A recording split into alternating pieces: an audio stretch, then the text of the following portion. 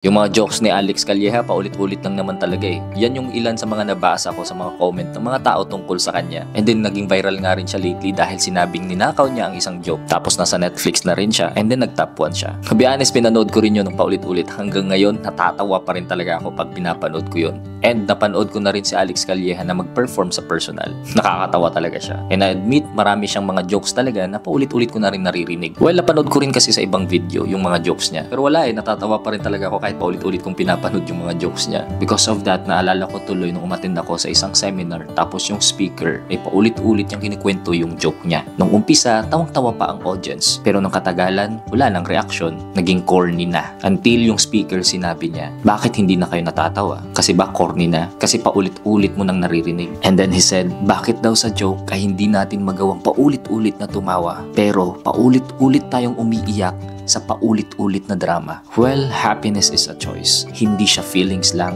hindi siya pagkakataon, hindi siya sa sitwasyon. It is not an opportunity, but it's a choice. I know it's so hard to control our feelings, but choosing to be happy, well, I guess that's the better way. And I hope, my friend, even though ang dami mong pinagdadaanan ngayon, piliin mo pa rin maging masaya. May kasabihan pa nga, tawanan mo ang problema.